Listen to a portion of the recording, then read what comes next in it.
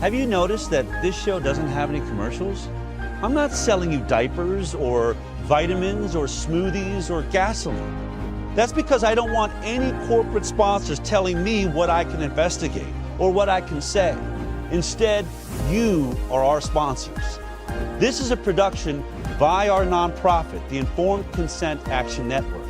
So if you want more investigations, if you want landmark legal wins, if you want hard-hitting news, if you want the truth, go to ICanDecide.org and donate now.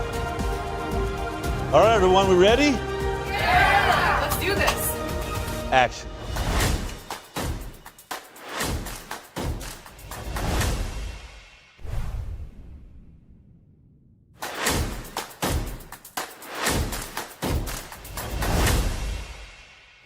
Good morning, good afternoon, good evening. Wherever you are out there in the world, it's time for us all to step out onto the high wire. Well, I am finally just getting reacclimated to the United States of America. Got my sleep schedule just about back on track. Had, I think, maybe one full night's sleep genuinely last night, and I am now bracing myself to prepare for another journey to Japan, where I will be premiering an inconvenient study and be on several panels. June 20th and 21st is the event. Go to zerospike.com to check that out. I want to thank Zero Spike for sponsoring an inconvenient study in Japan. We had a great trip with them in Italy, so I'm really looking forward to that. But today we're going to celebrate my journey in Poland. A little bit later into the show, I'm going to go through some of the very important interviews that I did there. You'll see similarities, but also things that are very unique to Poland. One of them, is it possible that there's a nation that has even more rebellion in their blood than the United States of America? I'm going to get into that. But first, just for a taste of our trip to Poland, take a look at this.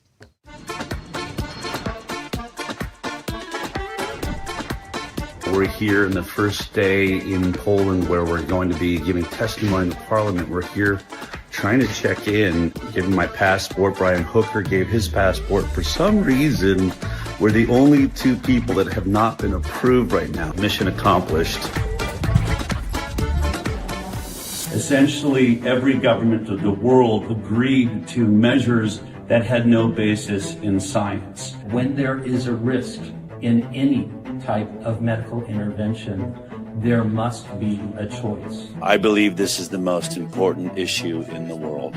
To wszystko dało początek mojej podróży. When I was asked to do this, Kiedy mnie poproszono o pokazanie tej prezentacji, So you're really one of the lead voices of the medical freedom movement here in Poland. So not trusting the government is in our blood and fighting for freedom as well. It's been a long day. I got 2 hours sleep last night, totally jet lagged, but we had an incredible hearing, just did some amazing interviews. And now, as soon as they can get that wrapped up, we're racing over to where they're screening an inconvenient study. We must reject this global use of health against our freedom.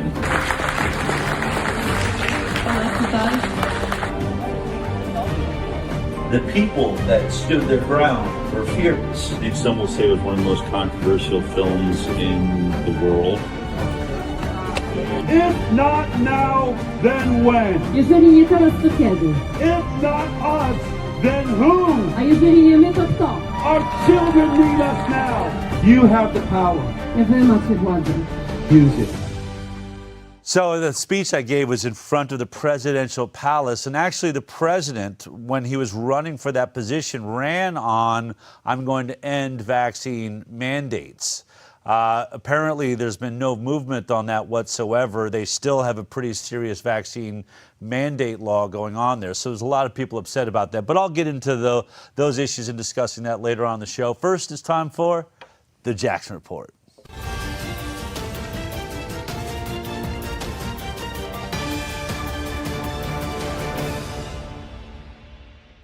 All right, Jeffrey, what we got going this week? Oh, it's a packed week. A lot being uncovered this week. I sometimes don't even know where to start. So I think we'll start with our friend Senator Ron Johnson. If anybody's in politics out there or wants to get into politics, and wants to understand how to really confront or talk to the corporate media, take a page out of this Ron Johnson clip. Look at this. Senator Johnson, can we get you on the COVID cover-up? So why do you think legacy media such as CNN is not covering this? Why aren't you covering that? I want to ask you about Iran, the war in Iran. You really ought to cover the fact that Peter Marks knew on March 1st of 2021 that their algorithms were hiding safety signals. On 26 days later, found out 25 serious adverse events like sudden cardiac death, pulmonary infarction, Bell's palsy, different types of strokes, and they buried it. They hid it. It's a major scandal. It's even as big a scandal that the major media is completely ignoring the story. It's been out now for almost 6 weeks. Can I ask about Iran? I'm sure that was your question, trying to ambush me. But no, I want to ask you me about ambush Iran. you? No, Turning the table just a little bit there, Ron. Love it. That's awesome. Yeah. And you can see the CNN journalist reflexively, as they always do, just plays the victim immediately. I can't believe you're ambushing me and making me cover one of the biggest stories of the century here, of our government covering up vaccine injury. But I want to talk about Iran. Yeah, so amazing. That's Ron Johnson. But really, the conversation, as we've been reporting, is just starting to snowball. This is Axios, and for once, I think they got the headline right. The fight over America's vaccine future, and that is exactly what's happening right now. And then it goes on to say, as it typically does, despite the setbacks in court, public health experts say the administration's moves are already having a lasting effect on the public that became more skeptical of vaccines during the pandemic. School immunizations exemptions are up. The vaccine skeptics, I don't know about that, are trying to carve out more accommodations on religious grounds. Red state legislatures continue to try to do away with vaccine mandates with mixed success. So obviously they're sprinkling politics in there, throwing out some names, vaccine skeptics, but they're missing the boat on this clearly. This is a lot of the country is thinking like this now, and the fight is on. And we can't talk about vaccines and vaccine safety without talking about SIDS, sudden infant death syndrome, and that's kind of what they just gave it. These infants are dying and they don't know what it is, so it's called a SID syndrome. And we have some really independent researchers doing great work here. This is Neil Miller. This is his study. This came out in 2021, Vaccines and Sudden Infant Death. He analyzed the VAERS database from 1990 to 2019 and all the medical literature. And they really found a lot of things. One of them was infant deaths post-vaccination are often classified as SIDS or suffocation in bed. So they're not getting classified correctly, really screwing up the tally for us to do the research. Well, for some reason, that study was retracted just recently. And it's interesting, years after it was published, it's suddenly retracted. But the interesting thing about this is we have HHS Secretary Kennedy swooping in and posting this week. He says this: I sent a letter to the editor-in-chief of Toxicology Reports demanding a full explanation for the removal of a published article examining vaccines and sudden infant death. Americans have a right to know why scientific papers are removed, who made these decisions, what evidence supported them, and whether the same standards are applied consistently. This is how the federal government should be acting to scientific gatekeepers. This is a major move, a shift, a paradigm shift. And I really hope this administration keeps doing this, because not only vaccines, you have the oncology industry, you have pretty much every gate-kept industry. Science treats them like this and their researchers. So this is a huge move. Yeah, I love it. I mean, this is what, a lot of people say this is what I voted for. This is what we voted for, transparency in government. And can we stop all of the, sort of corporate capture and corruption that is driving science in this country? Fantastic. Exactly. And again, the fight, like Axios said, the fight for the future of the vaccination debate, really, who's going to own this thing, is happening. And the headlines show this. So with that headline, with Kennedy, with that move, now we have U.S. government contractors bidding the CDC using taxpayer money to buy what?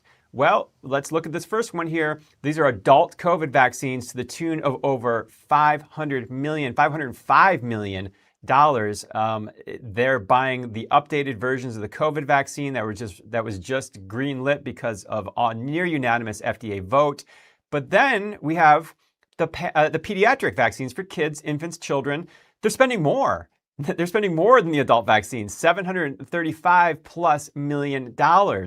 Why are they doing this? I thought we were supposed to have decision making. I thought these vaccines were supposed to have the brakes pumped on them. We're going to investigate them a little more. I know there was deaths that Vinay Prasad, when he was in, reported in children. They found some VAERS signals that they were killing some children.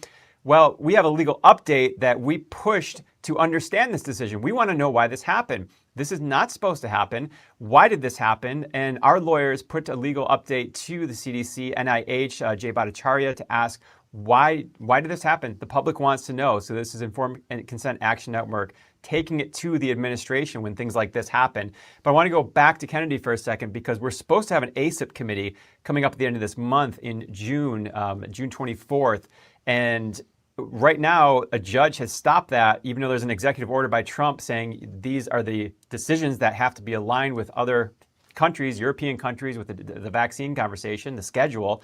But that ACIP committee is in limbo. So this is Kennedy again. He takes to X, posts this. Today we filed a motion asking the First Circuit to expedite our appeal of the district court's order in the AAP lawsuit that left ACIP, the nation's vaccine advisory committee, without a quorum. The court's order has left ACIP unable to carry out its core responsibilities. As a result, the committee cannot issue new recommendations, review newly approved vaccines, or complete important work ahead of the fall flu season. Families, physicians, insurers, and public health programs deserve certainty, not paralysis. So, ironically, the American Academy of Pediatrics, who cares about the vaccine program, has essentially paralyzed it, allowed it to make no progress whatsoever. They're actually hindering vaccination schedules in America, and just an ironic twist there. And so that's up in the air right now. We don't know where this is going to go. It's uncertain if that ACIP committee is actually going to happen. It's on the CDC calendar, but no word on that to date. Wow. I mean, such a strange thing to have a judge overriding a federal regulatory agency. And as I think Bobby rightly puts out, what happens if there was a biological attack this week, or anything like that? How is our government supposed to respond if judges can just come in and say you're not allowed to have a conversation inside government agencies? Just a really bizarre thing. And we reported extensively on this. It's amazing. We can't seem to find standing in this case. How is the American Academy of Pediatrics how are they allowed to even bring this case? What is the damage to them? But, this is the world we live in. I know for a fact Bobby wasn't expecting it to be easy. When it's all said and done, I'm sure we'll get a good book from him on, was it harder than he thought? Yeah. Now, this has been a packed week of news. We had our friend Bill Gates. He was drugged up in front of the congressional committee behind closed doors to testify on his ties to Jeffrey Epstein. Bill Gates testifies about his ties to Jeffrey Epstein. That's AP News. And there's another headline out of New York Post. Bill Gates tells Congress Jeffrey Epstein used his affairs as leverage to keep billionaire close. Well, it sure seemed like that leverage acted and looked a lot like a business dealing that he benefited from. But there's another kind of we're gonna go over some documents. There's a lot of documents that came out and that were outed this week.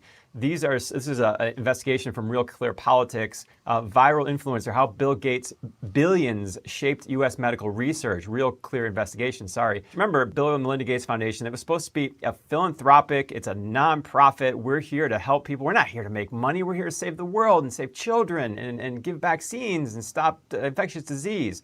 Well, not according to this investigation. Before the pandemic, The Nation magazine reported that the Gates Foundation had a $40 million stake in CureVac. This was not a grant, but an investment. CureVac was one of many companies the nonprofit bought stock in that were working on COVID vaccines and therapeutics. Around the same period, the Gates Foundation announced that it had begun to leverage a portion of its $2.5 billion strategic investment fund to advance the nonprofit's COVID work. The Gates Foundation also turned a $55 million investment in Pfizer's COVID vaccine partner BioNTech into over $550 million when it sold stock a couple of years later after the vaccine hit the market. Okay, that's nonprofits, I guess. Slight conflict of interest there, it seems, and you're right. I mean, it's a nonprofit that clearly makes a lot of profit. I mean, 10 times the amount it invested coming back to it. It's amazing. Yeah. And Bill Gates made the headlines this week saying, Jeffrey Epstein leveraged my affairs, his knowledge of my affairs, and really just kept me under his thumb. Well, I want to really illuminate the pandemic industrial complex that we're looking at here. And Bill Gates is really at the forefront of this because you see he's betting on vaccine technology, but he was also preparing the space before the COVID pandemic happened for over a decade before that. And this is one of the articles here that really lays it out. The Epstein files illuminate a 20-year architecture behind pandemics as a business model with Bill Gates at the center of the network. And so again, he's complaining he was leveraged by Epstein, but look at this. Here's some emails that were uncovered. He's talking to Jess Staley. He's a head investment banker at JP Morgan at the time. And this is to Jeffrey Epstein. Hey, hi, Jeffrey. Jess asked me to pass along these questions from the JP Morgan team that is putting together some ideas for Gates. If there's any you can answer, it would help to narrow down the options for providing recommendations. So they're putting together a fund for basically a pandemic health fund for Bill Gates.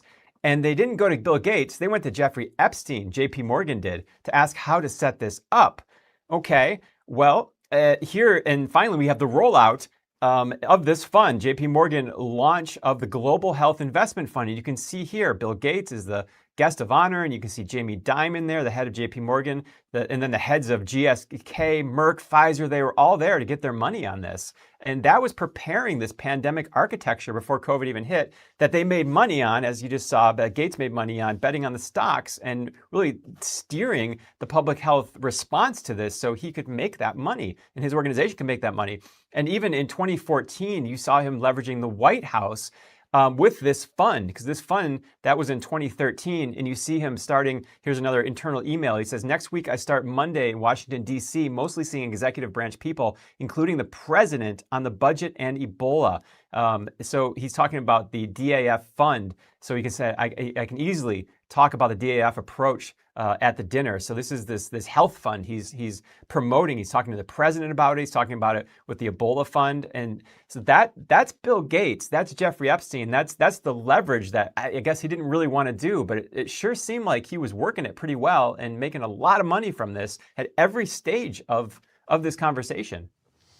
Well, I mean, look, it's the question I asked all through COVID. Is Bill Gates all the way up on top? Is he working for someone even bigger than him?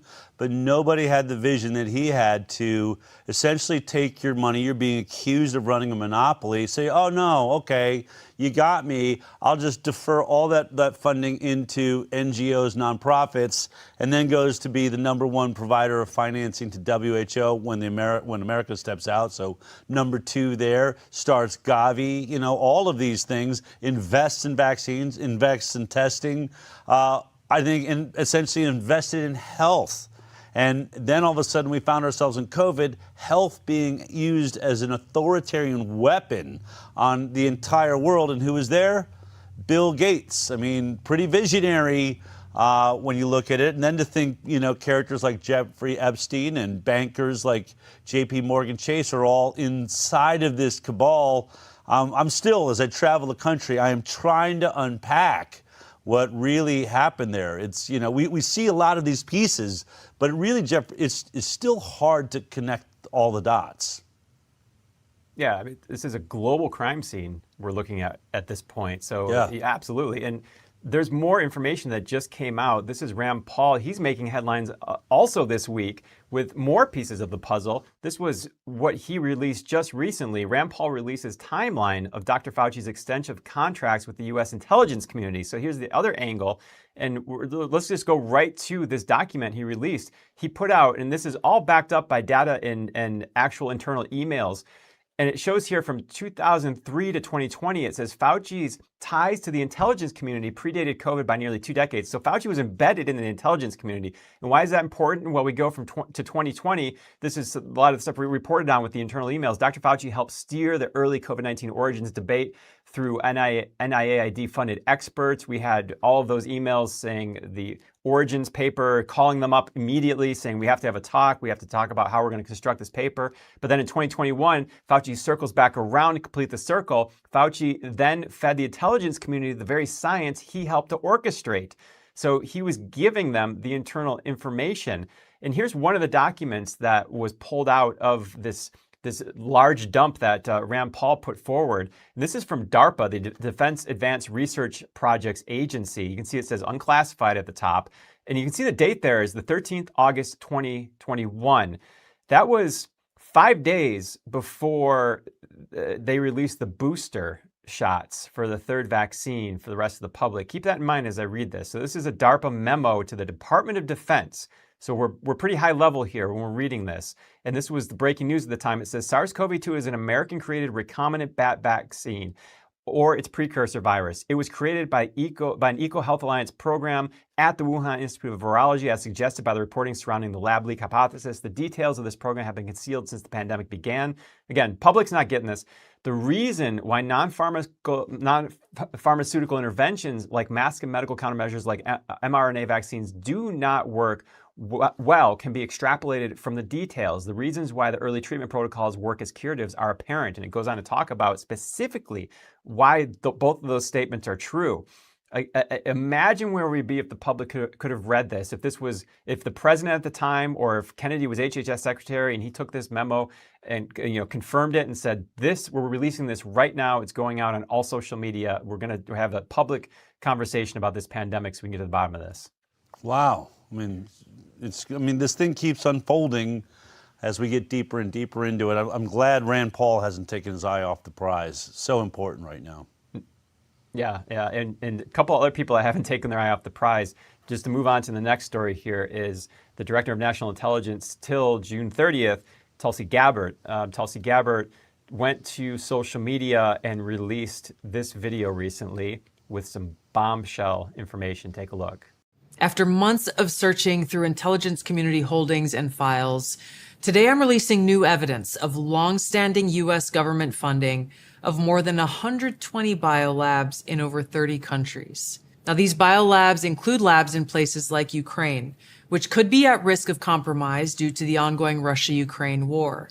In fact, the intelligence community had previously warned that a U.S.-funded biolab in Ukraine likely housed dangerous pathogens and remained vulnerable to long-standing threats of Russian attack, seizure, or damage. Now, until now, evidence regarding the full existence and funding of these laboratories had been knowingly withheld from you, the American people. Many of these U.S. government-funded biolabs are currently or have previously engaged in research using hazardous and highly contagious pathogens, and in some cases included dangerous gain-of-function research, with very little visibility or oversight. Now, President Trump clearly understands the serious threat dangerous gain-of-function research poses to the American people.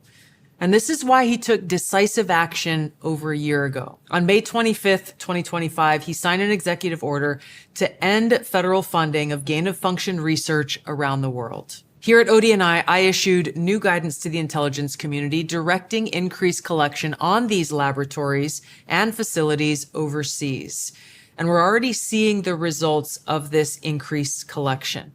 We're learning new details, for example, on clinical trials that are underway at these facilities and that are raising significant ethical, financial, and security concerns regarding the supposed public health initiatives and U.S. national security. Now, despite the obvious potential for catastrophic global impact that research on dangerous pathogens in biolabs can have, politicians and so-called health professionals like Dr. Fauci, as well as entities within the Biden administration's national security team, lied repeatedly to the American people about the existence of U.S.-funded and supported biolabs.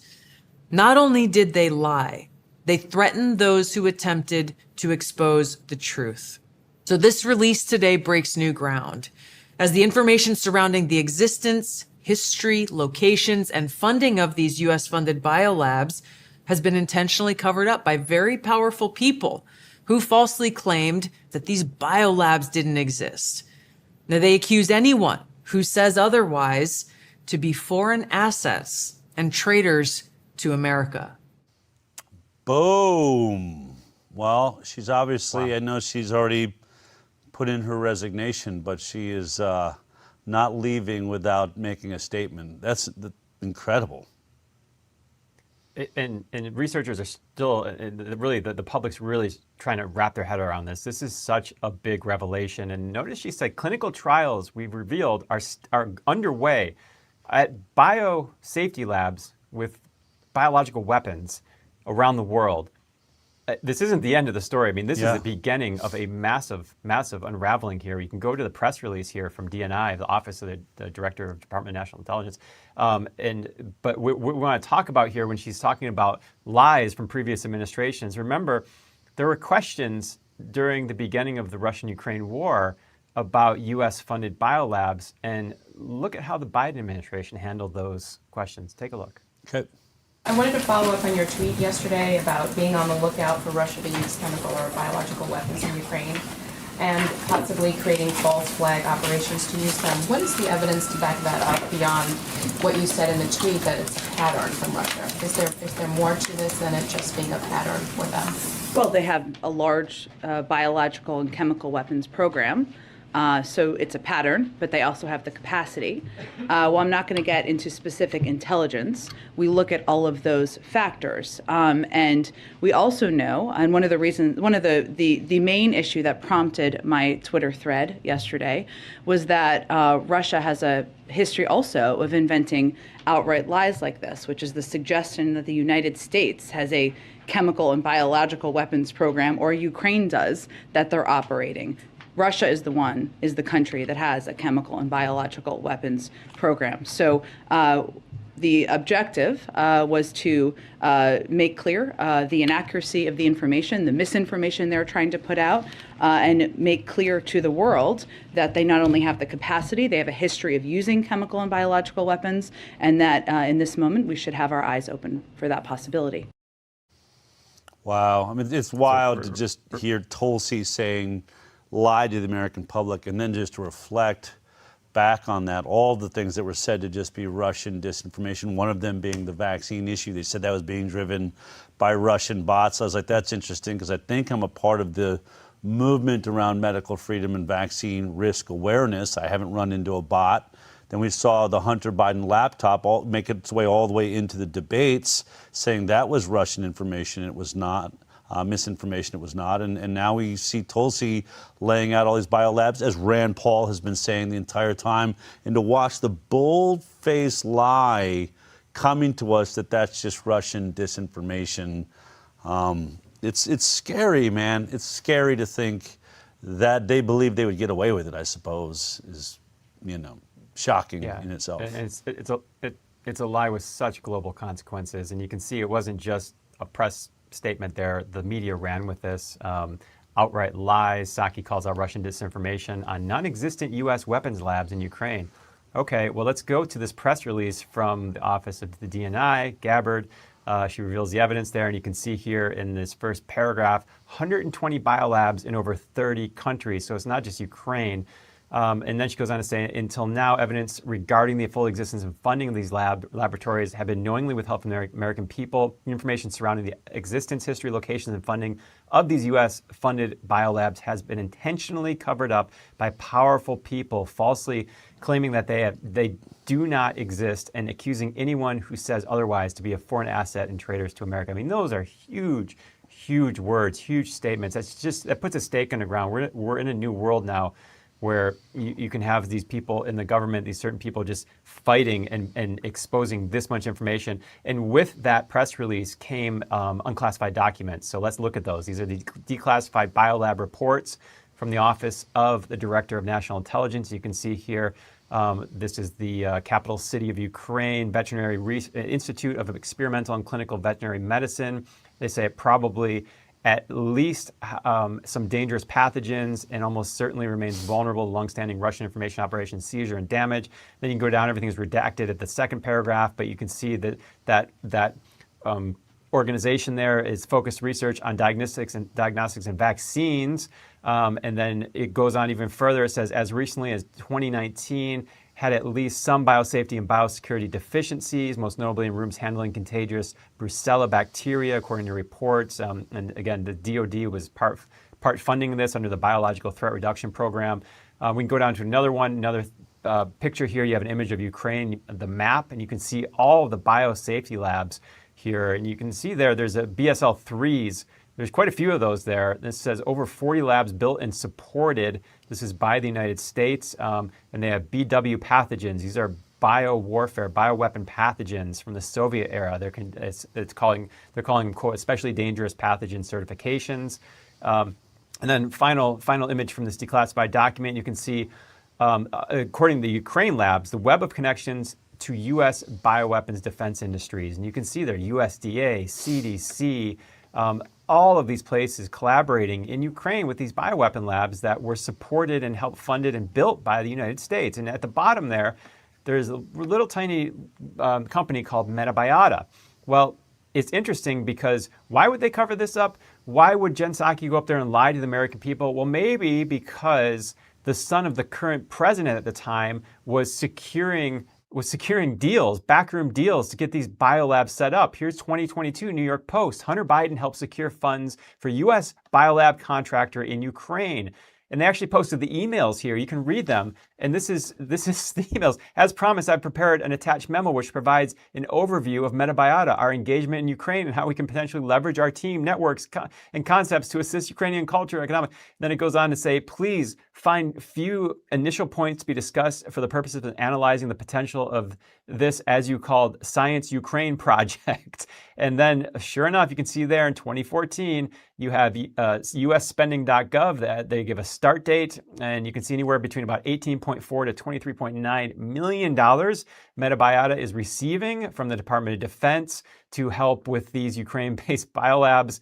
But it's not just Hunter Biden. It goes back previous administrations. And too, when Barack Obama was an Illinois senator, he was actually, you got to question, how deep is this web? What's going on? Is this a money laundering operation as well? So here's another headline. Uncovered web pages show Barack Obama led an effort to build a Ukraine-based biolab handling especially dangerous pathogens. This goes so deep. And like I said at the beginning of this conversation, we're just starting to find out the implications of this and how politically deep it goes, but also how it shaped the science community. Because on the back end, you have the U.S. funding these biolabs, but then you have people like Gates and Fauci leveraging, the oops accidents that come out the other end when the gain of function work spills out, and they leverage it to make money off the vaccines. So this is groundbreaking from Tulsi Gabbard. So I really, her work in there cannot be understated. Absolutely incredible reporting, Jeffrey. It feels like things that I on one hand, I just keep thinking how much we had it right all along. We were letting people know where we were skeptical, where we had hypotheses. We didn't have all of the information, but we were pointing to all of this. We believed this was out there, and now it's like it's all coming full circle. And as I keep reporting, as I travel the world, I know we all want to just look the other way, put COVID in our rearview mirror as though it was an anomaly. But we've got to take what Tulsi Gabbard is saying to us very seriously. First of all, the American government now feels fully justified to lie to its people, which means there's certainly times, or maybe we are in a place where it is no longer a government of, for, and by the people. We should be thinking very clearly on that as we come into the 250th anniversary of our freedom here in America. But you also see, as I travel the world, a concerted effort to make us terrified of a virus that was not that terrifying. It was scripted from the beginning to remove products that actually worked for us, to get as many people killed as you possibly could with a relatively benign disease. And everyone, Jeffrey, as I travel the world, every doctor, this may seem simple. You know those things, Jeffrey, we report on it all the time, but here's the simple truth. Every doctor, no matter where they were in the world, usually they were the best and brightest. As it's turning out, they had already worked in the health departments. They certainly were best friends with people in the health department. They were the top doctors, just like Peter McCullough is here, the top heart doctor in America. I'm talking to the top, infectious disease experts in Poland, or the best cancer doctors in England, or, you name it. But every doctor that found cures for COVID, that were having 100% success protecting and saving their patients, all had the same result. They were excited about it. They called the health department and said, hey, we don't need to panic. I have found the way forward. Everyone in my department's using it. Our success rate is better than anyone else in the country. Every single one of them immediately met. Stop what you're doing immediately. cease and desist.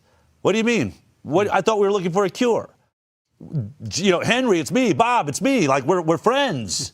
And just the health department acting so strange and then saying, no, well, do you want me to do a double-blind trial? I'll do a trial. If you do that trial, we will pull your license. So essentially, around the world, COVID removed the licenses of every single doctor with a solution and celebrated those that took their marching orders, did not treat their patients, sent them home to get more sick, brought them in, stuck them on ventilators, and then essentially murdered them. That is now the hierarchy of medicine that exists in the world, because the best and brightest have lost their licenses. It's really quite stunning, and I'm just using that to put an exclamation point on how dark these times are, and to appreciate Tulsi Gabbard for the risk that she's taking in telling us the truth. So, amazing reporting, Jeffrey. Thank you for bringing us up to date on that.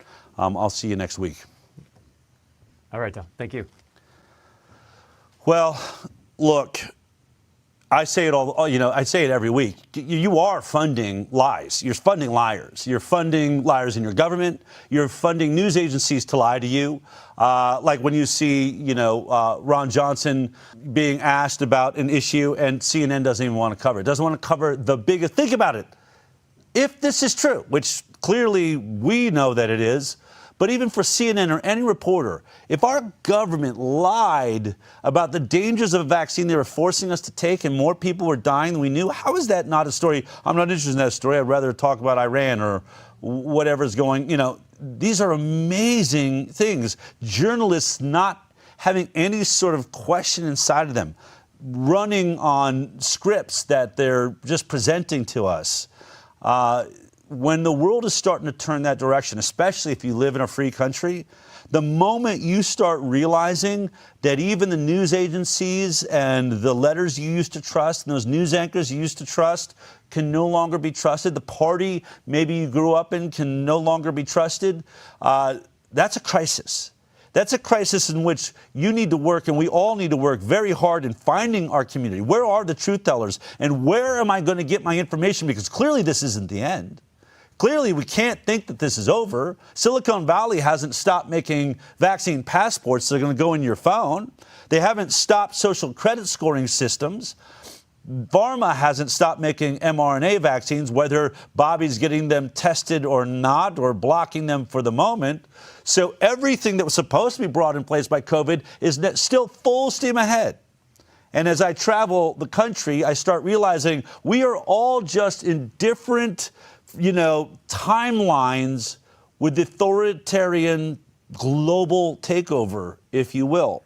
So I'm about to get into Poland, but I just want to say, if you actually want real investigations, if you actually want to invest in truth over lies, and if you want a news agency that doesn't just report on the problem, but then hires like the best constitutional attorney in the world to go and fight on behalf of, not necessarily our news agency, but like for my kids. I'm psyched I get to do this because I'm trying to save the world for my son and my daughter and your children.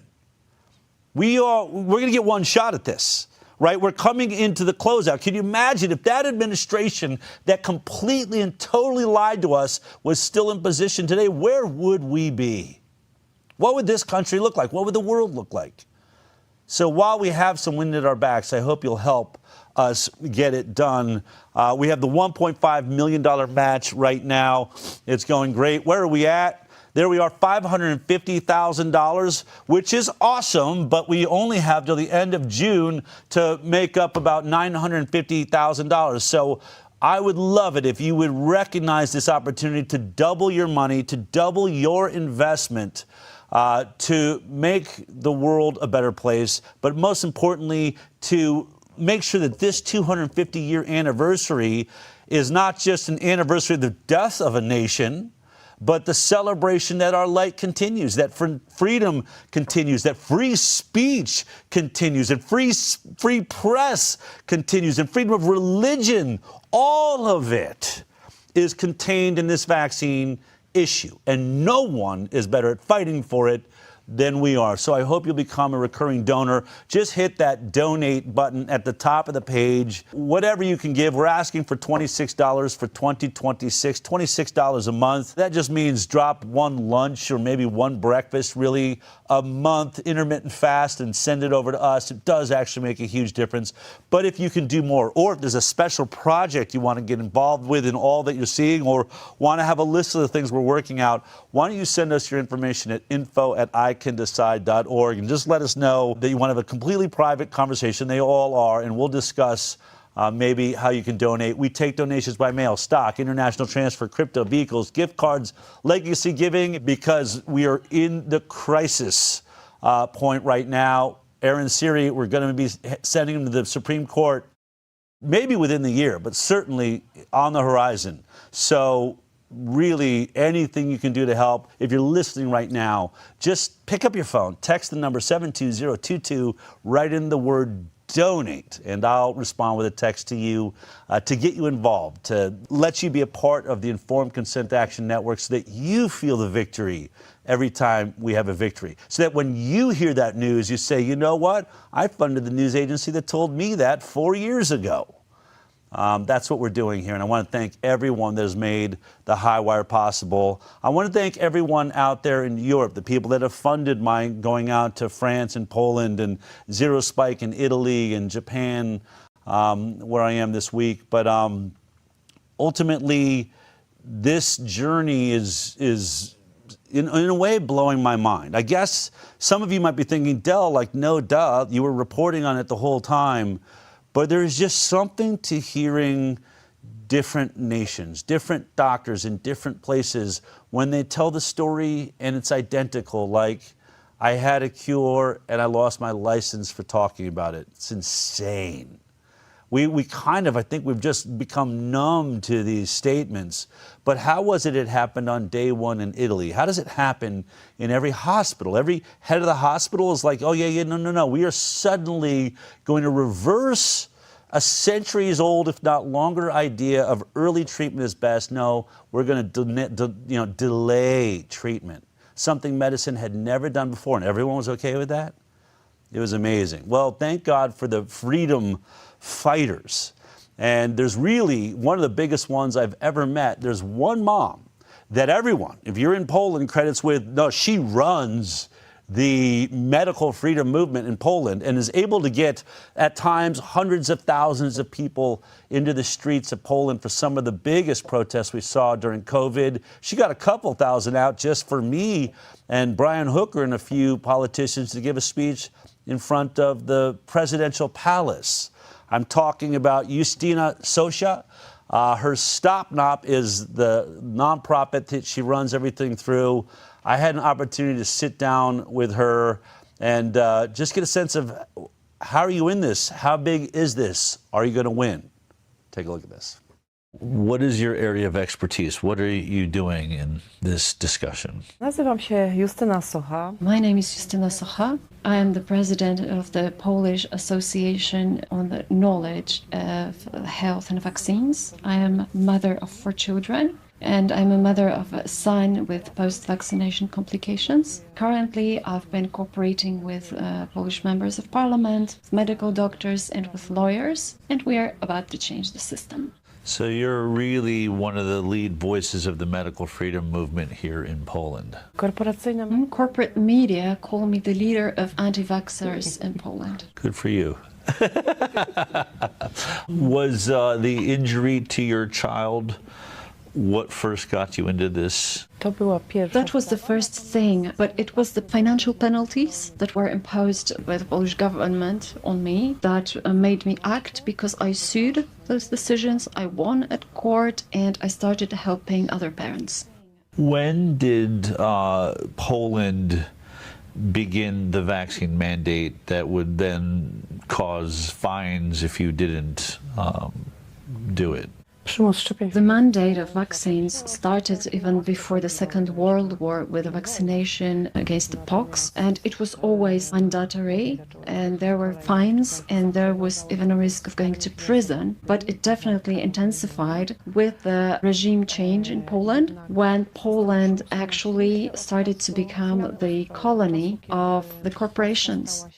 What happened to the movement during COVID? Did you see an expansion in the anti-vaccine movement?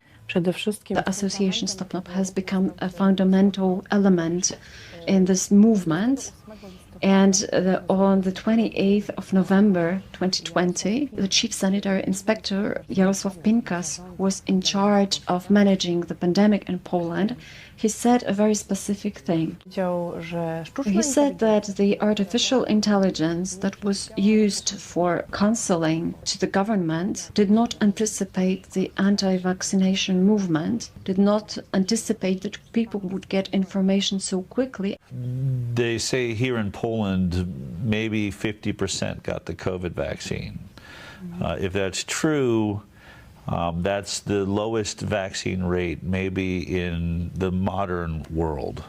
What is it about Poland or Polish people that the resistance was that big? Poland is the third EU country with the least vaccinated people, the first one being Romania and the second one Bulgaria, which are all ex-communist countries. So not trusting the government is in our blood, and fighting for freedom as well. And we had seen several times in the past that when the authorities go too far, they lose, and the harder it gets, the sooner we win. Okay, thank you for your time. Appreciate it. Very good. It was interesting. It was some of the things that, we've talked about here. Can a movement continue if it doesn't have the pressure? If the pressure of COVID obviously woke so many people up. Our ratings on the highway exploded at that time. And what she's saying is it really brought attention. But so fascinating, right, that Poland, of all the places I've traveled to, Poland has the lowest vaccine rate, especially when it comes to COVID. More than 50% did not receive the vaccine. In fact, when you talk to people in Poland, they'll say it wasn't even 50%. Most of us were just signing fraudulent documents and telling them to screw off. So there's a chance they didn't get any vaccines at all, but they point to Romania and Bulgaria as even being ahead of them. But all those nations, what do they have in common? Communism. They all realize, they know what communism looks like. And they know a red flag goes off when it starts looking like we are sliding in that direction. You really wish these people could get a chance to go and speak at the universities in the United States of America, where it appears that kids are starting to believe that communism might be a good idea. We just haven't given it a fair shot. Unbelievable statements. And we see it in the voices of our youth right now.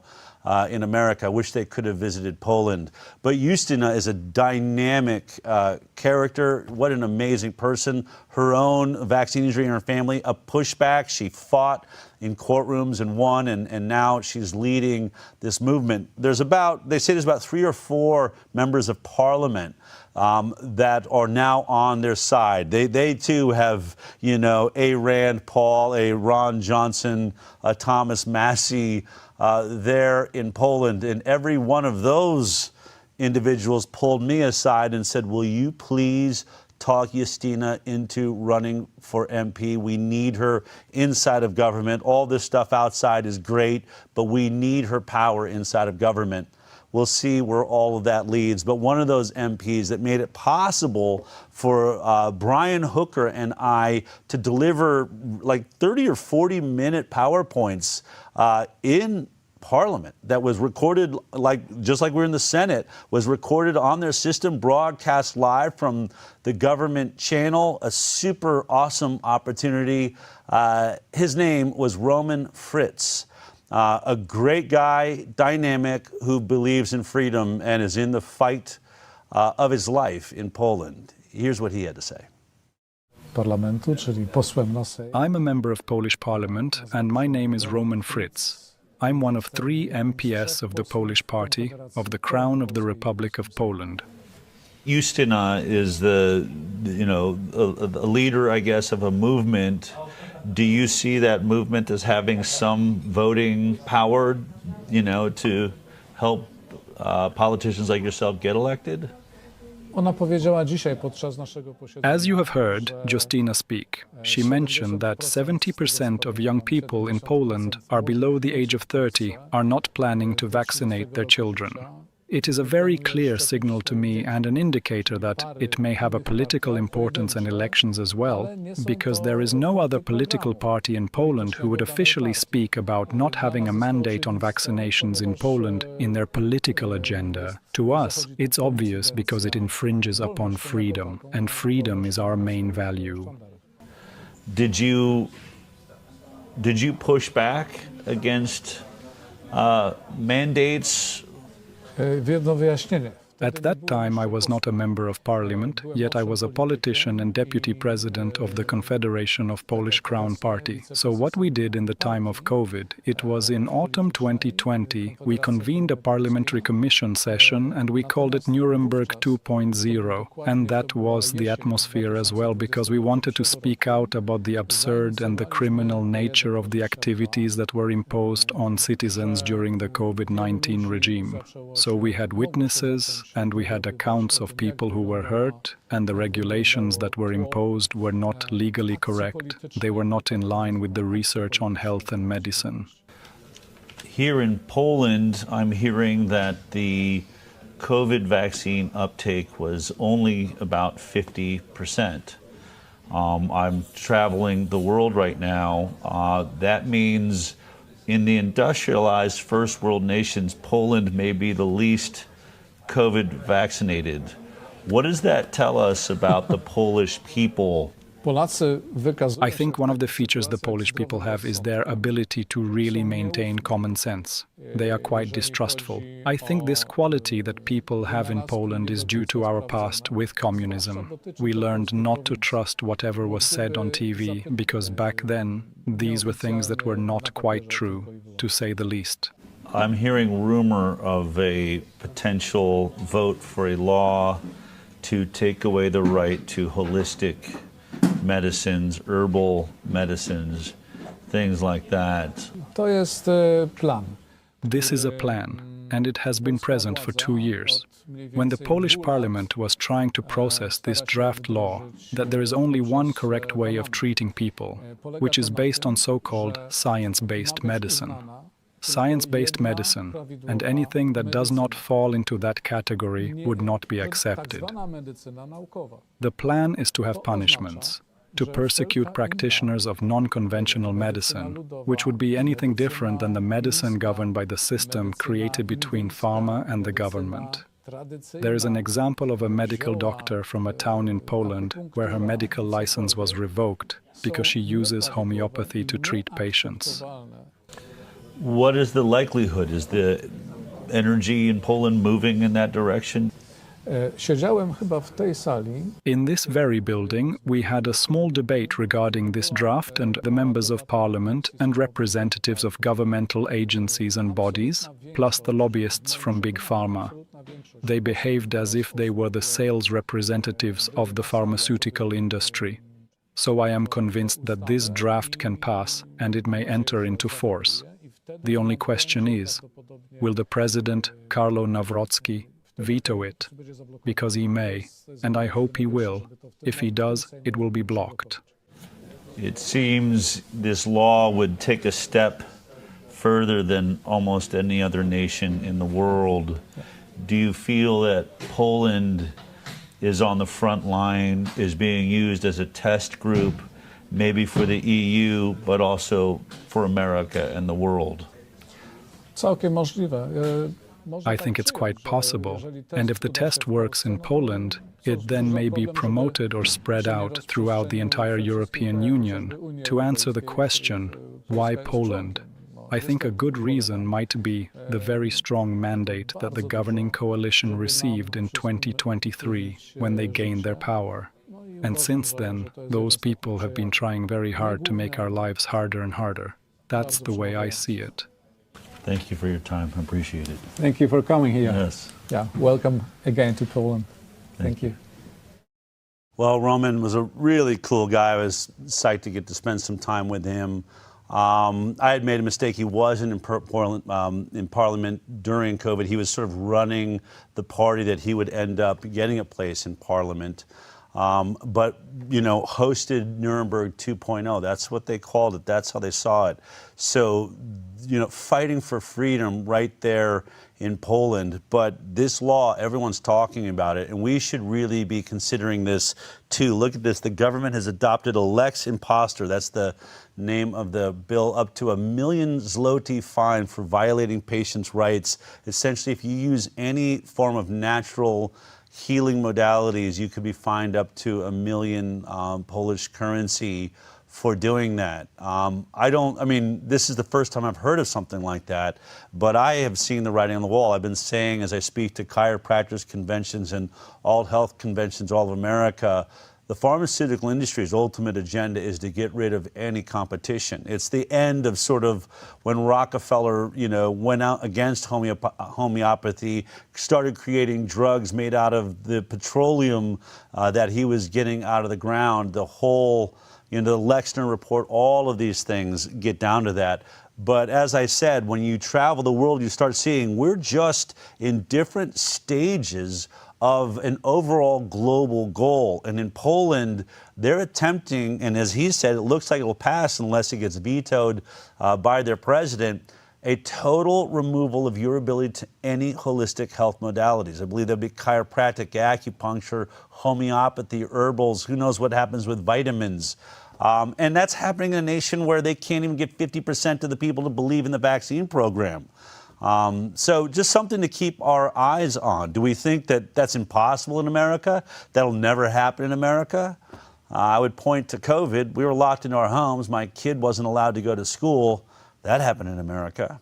Anyway, as you know, I sort of talked to many doctors and scientists. One of them was Dorota Sienkiewicz. I'm sure I did not say that right, but she is really one of the leaders. She represents the group of all of the doctors that got disenfranchised during COVID, that lost their licenses or had them under review. They now have a consortium together that she's in charge of, a pediatrician by trade that had some interesting views on what was happening in Poland, around the world, and what she thought was science gone astray when it comes to dealing with children. This is Dorota. My name is Dorota Sienkiewicz. I'm a medical doctor. I have specialty in pediatrics and medical rehabilitation, and I have worked many years in university clinics. I am the head of Polish Association of Independent Medical Doctors and Researchers. It has been set up in 2021 as a response to the pandemic and decisions that were taken by the Ministry of Health at that time, including the proposals to get vaccinated, and that would cover children as well. We wanted to express our opinions and to ask questions. We wanted an open public debate. What were your biggest concerns that you were bringing attention to during the COVID pandemic? I guess vaccinations was the highest concern. Why?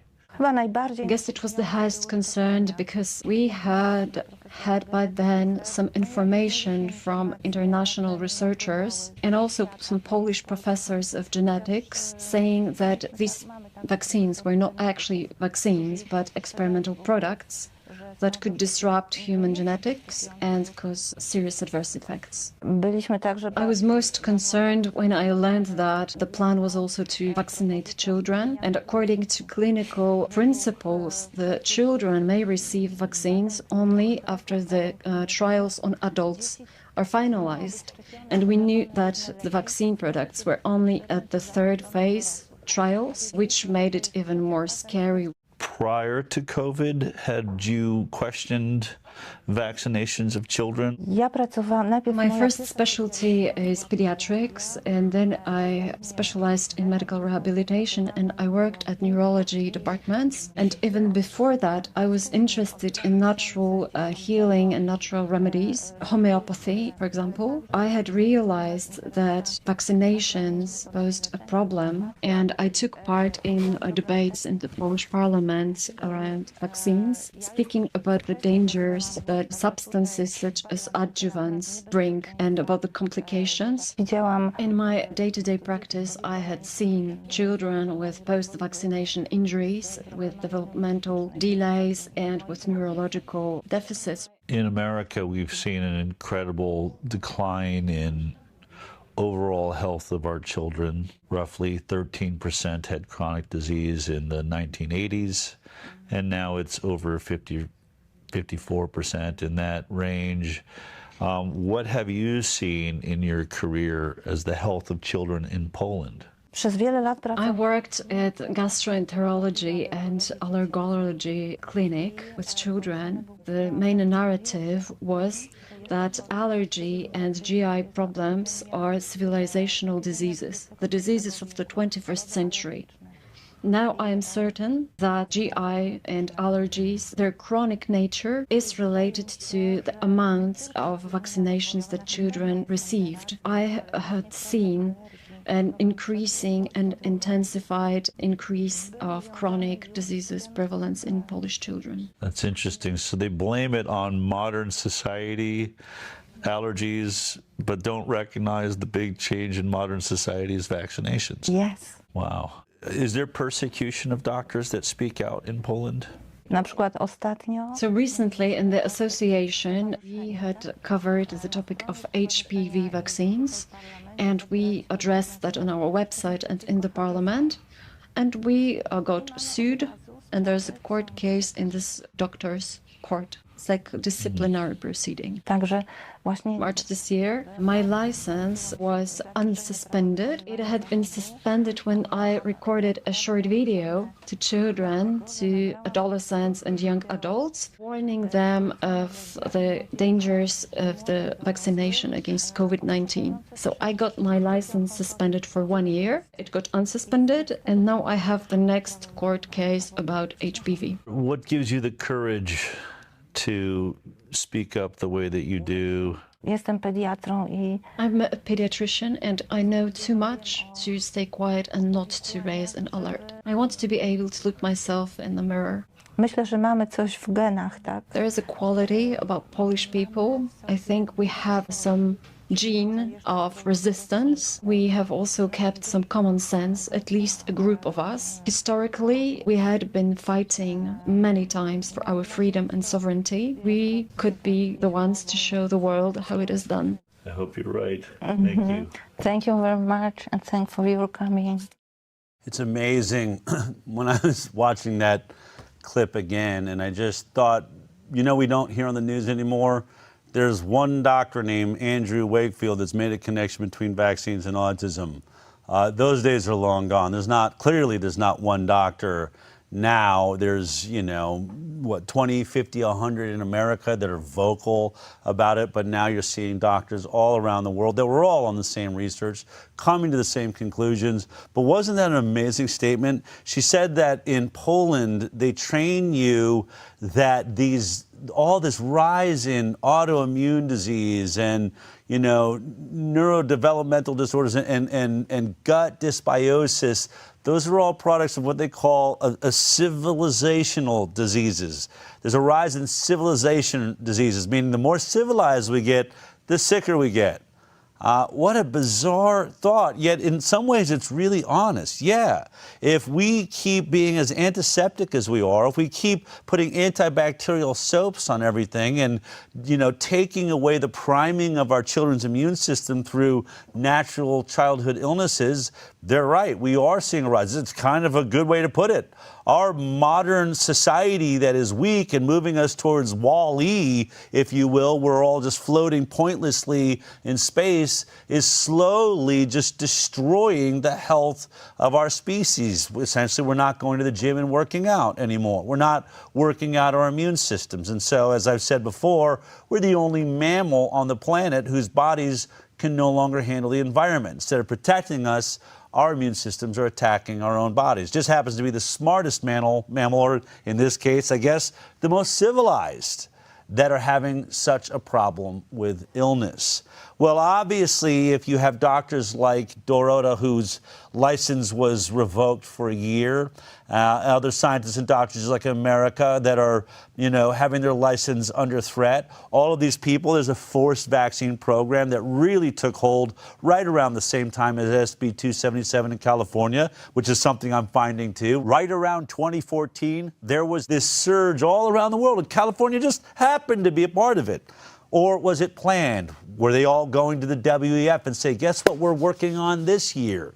Certainly seems like that's the case, but you need a good attorney, right? Just like we have in America. Well, I sat down with really Poland's Aaron Siri, who's had a lot of success in courtrooms, fighting both for vaccine-injured people, but also doctors who are losing their licenses. This is Arkadiusz Tetela. Take a look. Nazywam się Arkadiusz Tetela. I am an attorney at law, and I have been supporting the parents and scientists that fight the vaccination mandate.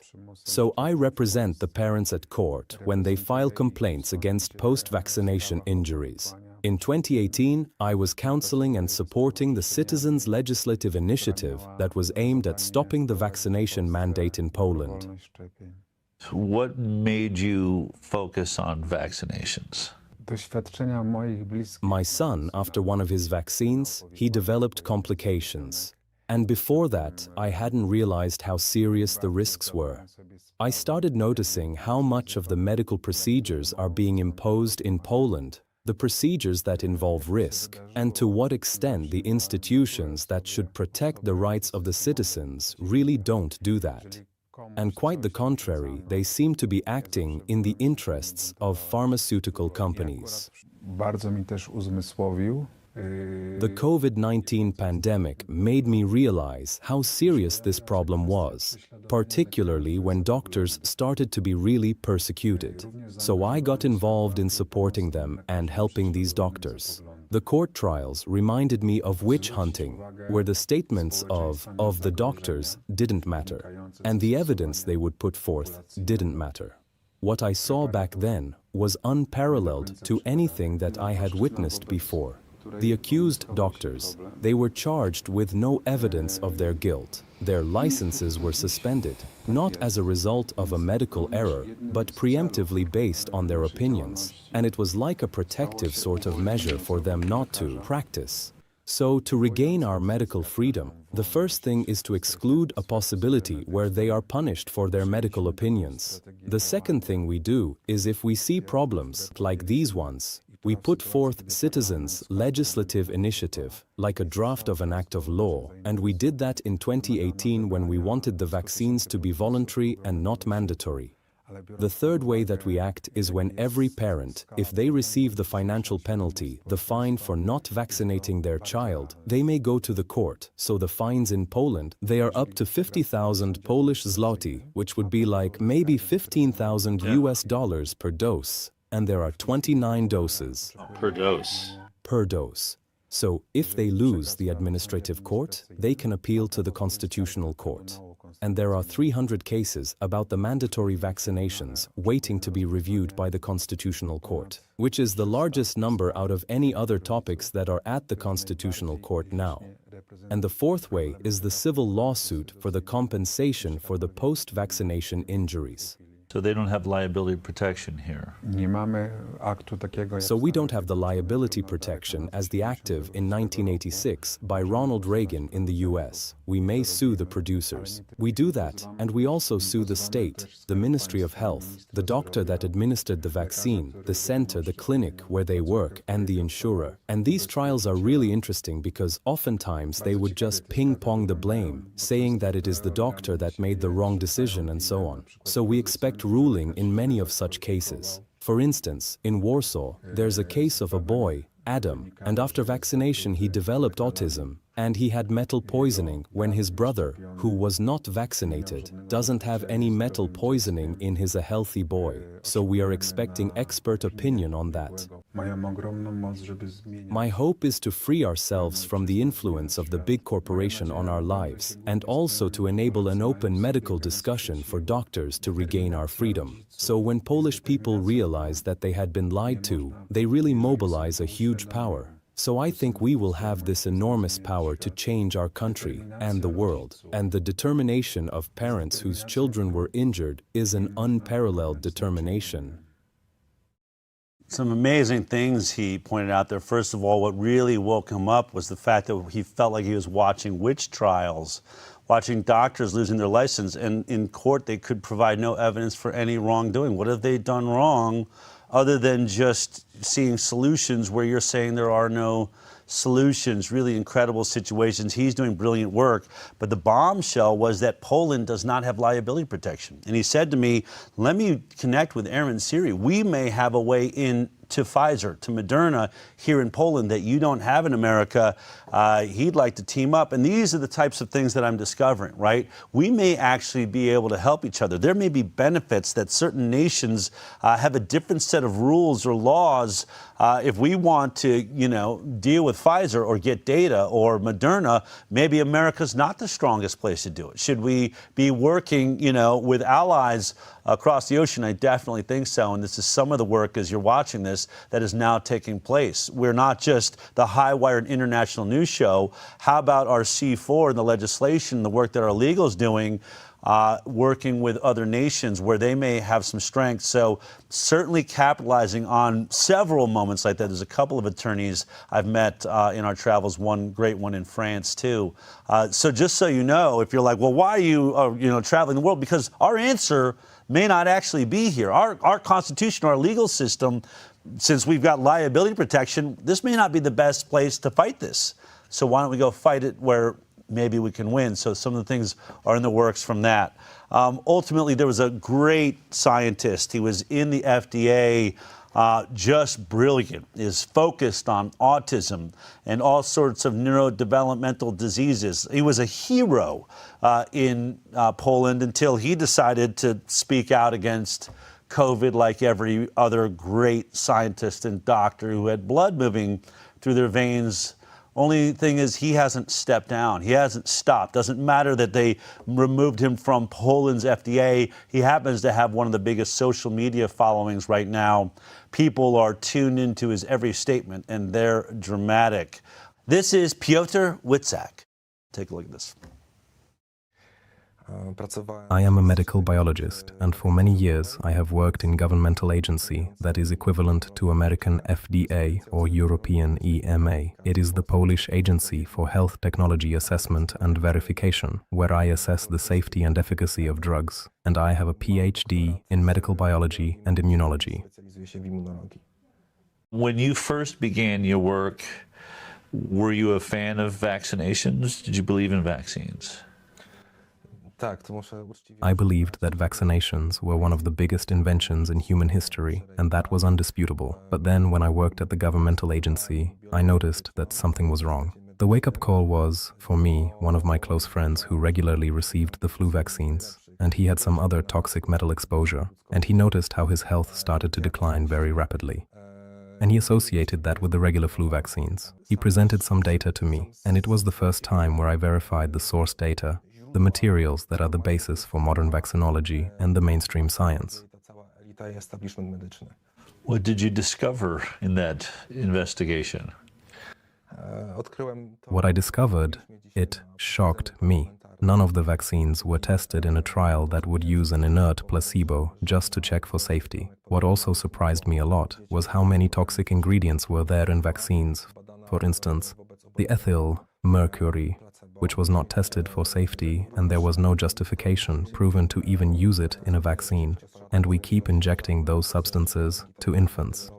Plus, the load accumulates in the body throughout the time, and the agency that is supposed to protect the health does not take that into account. So that was a moment when I stepped out of this matrix and started connecting the dots.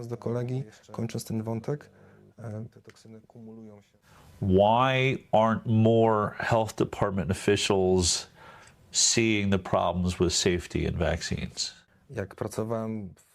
When I worked at the Agency for Health Technology Assessment and Certification, I actually tried to talk to my colleagues to make them realize these facts about the composition of vaccines, about the problems with assessment, and it was not an easy task. I think the most difficult part is to actually believe that the medical establishment in vaccinology is just wrong.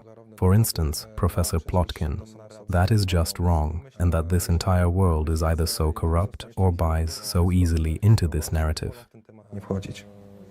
Would you describe vaccine injury as rare, or would you have a different description?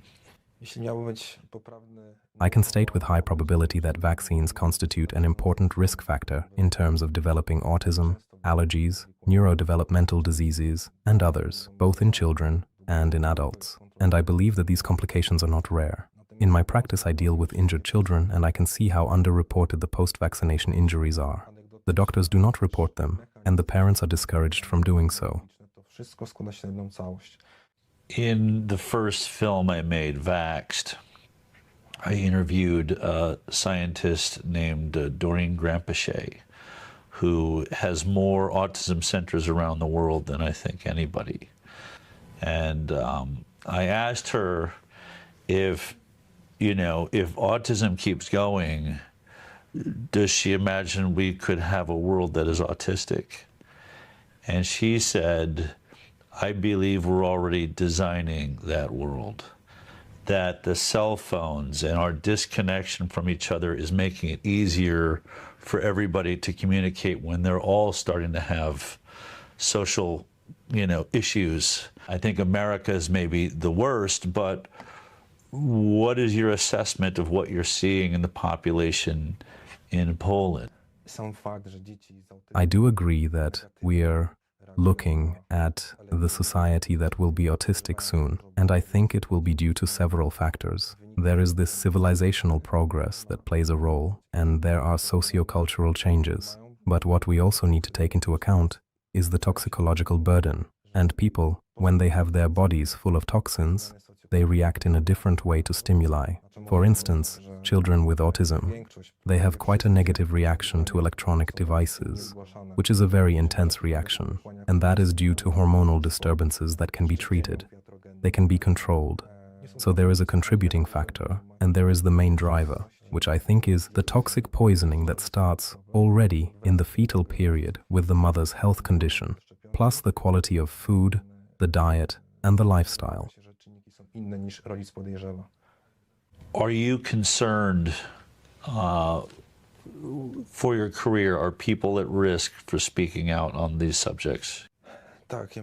In the time of COVID, I criticized the official narrative and official recommendations, so I would speak out about the lockdown, and as a result, I had to give up my job. And then I decided to do what I was always motivated to do, which is helping children with neurodevelopmental diseases and adults with some injuries. As a result of this persecution, we may end up in a situation where many people won't be able to get help. But what I find comforting is that an increasing number of people are really seeking information, and they don't trust the media narrative anymore so blindly. So my activity in social media is to put out the word and to show people that there are safe and effective ways to control autism, or even to bring people back from autism. What is your hope for Poland and the vaccine program? We are a nation of rebels, which was really visible in the pandemic of COVID. Polish people do not appreciate their freedom being taken away from them. Although with better life conditions, we may be becoming a bit lazy and a bit passive. But with this act of law that is now being proceeded in the Polish parliament against the natural remedies, I think it may be a factor that in Polish language there is a saying like, it's a nail to the coffin. So I hope people will really go and watch the speech. Amazing the work that he's doing. His social media has been very powerful. He actually wants to reach out and speak to some of the neurologists in America that are waking up to this issue. He has some hypotheses on what's happening with both, autoimmune disease, how it's affecting the gut biome, but also then how that translates into autism and neurodevelopmental disorders. Super fascinating, brilliant guy that's doing great work there in Poland, holding on to his license still, so our prayers are with him. The last interview I did, so many people says you've got Dr. Adam Niezgoda, that Adam is a neurologist. He was a superstar in the country, was supposed to be running the university that he worked at until suddenly he spoke the truth about COVID, and as always, watched his career and everything change around him. But a brilliant man who still showed up to speak at Parliament when I did, has stood before the government and said, you are dangerous. What you are doing is dangerous to our society. It's dangerous to our children. He's never held back. Just a really great, dynamic individual. So watch this. My name is Adam Niezgoda. I'm a physician, a neurologist, and I work with patients who have disorders of the nervous system, so central nervous system, peripheral nervous system, and I work also as an electroneurophysiologist. It is a functional exploration of the nervous system. I used to work as a teacher at the university in Poznań, in the west part of Poland. So I had an activity as a clinician, as an investigator, scientist investigator, and a teacher. When did you start to investigate or look at vaccines and how they're affecting people? Very early, because due to my specialty, I dealt with many patients with complications concerning the nervous system, and I noticed quite early a link between hyperimmunization, hyperactivation of the immune system, and the result, which is a chronic disease, or in this case, of the nervous system, like, for instance, multiple sclerosis or Guillain-Barré syndrome or other types of polyneuropathies. We're seeing this dramatic rise in immune issues. Shouldn't we look closest at the one product that is hyper-stimulating our immune system? Absolutely, you are right. But it isn't done. It isn't done. People just avoid this problem. There's a problem of lack of knowledge. Then there is a problem of lack of intellectual class to admit the lack of knowledge. Maybe some fear about bullied by the whole community, medical community, because the one who asks too many questions or the one who has doubts is already once labeled an anti-vaxxer or something like that. Have you had any pressure on your career because of the position you've held?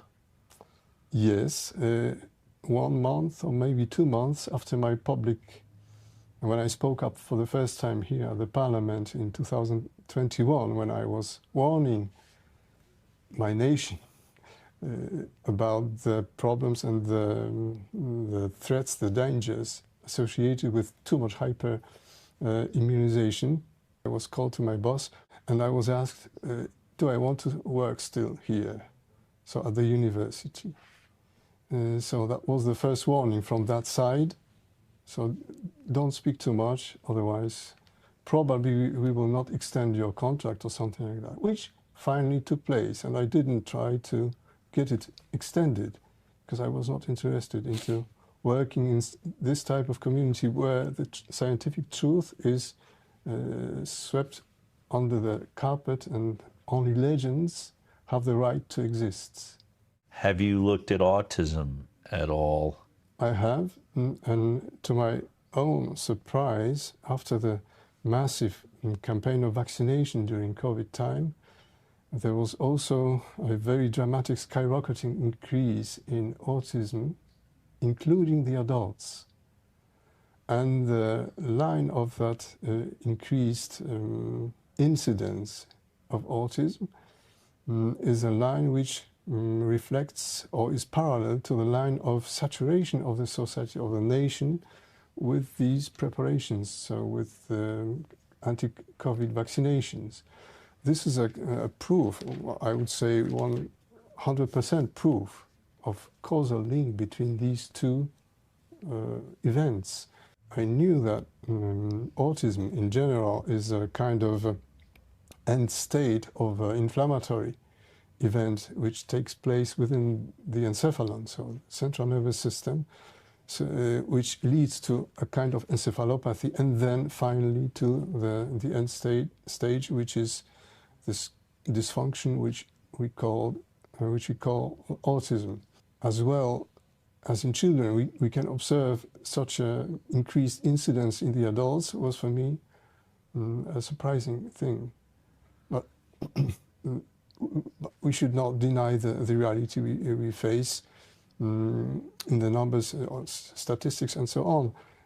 We should rather try to explain the phenomena we can observe, and eventually try to prevent them. During the pandemic, seeing an authoritative international, every nation, seeming to have an agenda to bring even more vaccines, more mandates, more control through vaccines. What does this mean for the future of our species? This means that there will be progressive degradation, biological degradation of our species, and we should stop this process. Otherwise, the end is near. He had a way of putting things that we are involved in a progressive biological degradation of our species, and this must be stopped. I loved, when he said he left the university, that he didn't even fight to keep his tenure there because he didn't want to work in a place where scientific truths are swept under the carpets and instead only legends are allowed to prevail. And then ultimately discussing how doctors and scientists go along with things. He said they lack the lack of intellectual class to admit the lack of knowledge. I'm going to try and remember that as I think about some of these doctors that just go along with what they're told. Anyway, what you see there, as we keep showing you, there are brilliant scientists all around the world waking up. It's also what gives me hope. The genie, as I've said, is out of the bottle. There's no putting it back. There's no singular Andy Wakefield they can refer to anymore, not in any nation in the world. And as you see there, the best and brightest, those that were the heads of their departments, the heads in the FDA, the heads of university, just as I said here, all end up having their licenses under review. And the people that killed more, that had the least amount of success during COVID, they are who we now celebrate in established medicine around the world. Clearly, we need another system. Clearly, we need some way out of a hospital system, out of these government-driven medical systems where what do they say? They fail forward. They're failing into their positions of power, and that failure means the death of innocent people. And I think I'm being nice, frankly, the murder of innocent people. But as I had the opportunity the next day after that long day in Parliament and doing all those interviews, and we went on to have a brilliant screening of an inconvenient study, some amazing questions.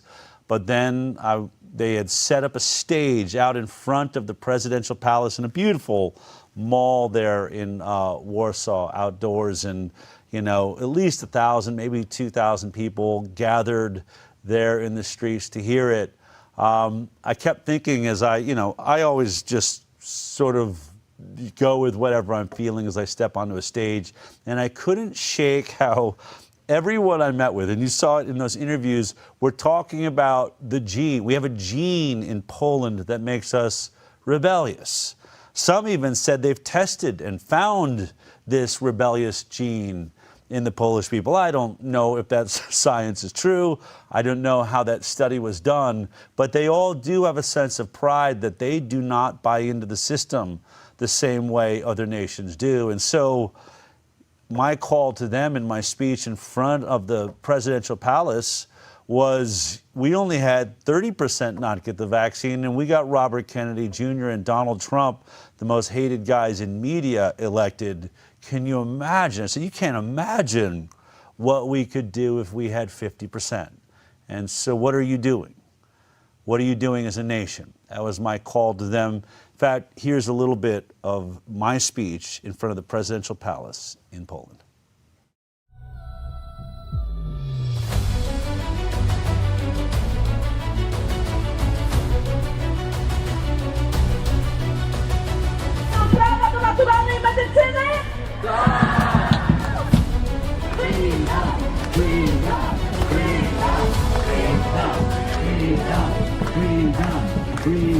Thank you.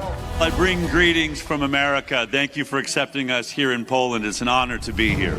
During COVID, the authoritarian global system showed us their cards. They showed us what they think about us. They showed us how quickly they will take our freedom away. I'm traveling the world now and interviewing doctors and scientists and politicians in every country to understand what really happened. It's actually changed my perception of what took place. Every doctor that had 100% success healing people had their licenses taken away. This happened in every country, in America, in Poland, in Italy, in Japan, across the world. That is why I believe this issue of mandatory vaccines is the most important issue in our lifetime. You already know this because you're voting for people that are telling you, I will make you free. I will not force vaccines on you. In America, we pride ourselves on our rebellious spirit. And that rebellious spirit during COVID made it that 30% of America did not take the COVID vaccine. But in my trip to Poland, I have discovered that there are people even more rebellious. Here in Poland, 50% said hell no. With 30% in America, we changed our president. And we took the most hated man in health, in media, Robert Kennedy Jr., and put him in the most powerful position of health in the world. I can't imagine what we would have achieved if we had 50% on our side. You have more power than even we do. So when are we going to change the world? If not now, then when? If not us, then who? What are we waiting for? Our children need us now. Our grandchildren need us now. The future of our species needs us now. You have the power. Use it. Thank you.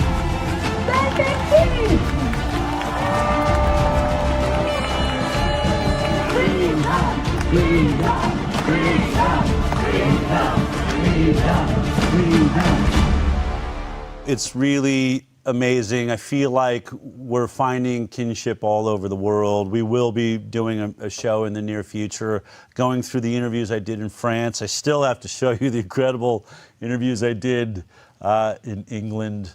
And of course, Japan will be happening this week. So I just want to say right now, if you are in Japan, in Tokyo this week on the 20th and the 21st, a very important event. You can go to zerospike.com or click on this QR code. Please share it with anyone you know in Japan. I've already been having meetings with journalists in Japan, and they're very excited about it. On the second day, on the 21st, we're doing a screening of an inconvenient study. And then I'm going to have a Q&A after it. So that should be absolutely amazing. And also, as I return from that the following weekend, I am going to be at Abby Rockefeller's farm in Hudson, New York. This is one of my favorite events that I do, the Churchtown Dairy. This event is called Farm Food Freedom. You can get tickets to that at maxkane.com/events. Look at that venue. That's a barn. This barn she built in the round, just phenomenal. The energy is amazing. Always a fantastic group of people and speakers and food, natural cheeses and dairy, you name it. So if you're anywhere in the New York area, I hope you'll join us there. That's just always a beautiful experience every time I go. So I'm looking forward to seeing Abby out there, my good friend Max Kane. This week, we lost, someone that's really, really critical and important to my being in this movement. Kelly Gallagher was just a warrior. She was a warrior in her own life, fighting cancer multiple times, 6 pacemakers. You've never met anyone like her, standing up, trying to talk about the dangers of mercury in dental work and writing and setting up congressional hearings on that. And then, of course, got into the vaccine issue and was actually working with Dr. Andrew Wakefield and Brian Burrows on the film that would become Vaxxed before I was even there. But I believe it was her, commiserating with Donna Schumann, the PR person that reached out to me at the doctors, and of course Sharon Winters. I did a talk recently talking about the people that, had they not said yes, had they not done what they needed to do, Vax might not have been here, and who knows where this movement would be. But my journey starts because Kelly Gallagher and Donna said, let's try to get this producer from CBS to take a look at this issue, take a look at Andy's documentary. Kelly has been in my corner countless times, always a source of guidance, and for everyone that knows her, nothing but a source of the most amazing joy and pride and belief that we were going to win. So sit back just for a second and take a moment with Kelly Gallagher. Kelly Gallagher is a poet and award-winning filmmaker, strategist, writer, international health speaker, researcher, and patient advocate. She also received 2 contaminated polio vaccines. At age 17, she entered the engineering program at the University of Florida. In her 3rd year, she was diagnosed with Hodgkin's disease. But over 20 years ago, one doctor told her she had less than a year to live. Kelly simply wouldn't accept that. I never really thought about cancer. I thought about what was on my to-do list. I thought about my goals. Kelly took charge of her own personal health plan. Even without health insurance, she never stopped searching for answers, like when she opted out of chemotherapy. I've done everything. I did everything to survive cancer. They gave me a year to live 20 years ago, and I'm, still here. I was in at the very beginning, Vax 1, and I came in as, to help produce, and it needed somebody that really knew how to communicate to the people. And my friend Donna Schumann had met this guy, Del Bigtrap. It just all kind of came together. It ended up launching us and going around the world and, spinning into Vax 1, Vax 2, Vax 3, High Wire, all of these amazing things. God has put me in places where I have an opportunity to connect really big people for really big stuff, and how I get there, I have no idea. So I think it's really time for everybody to wake up and stand up and let's make our world a better place. I'm just so blown away, and how grateful, and how the persistence and the commitment to the truth can really change the world.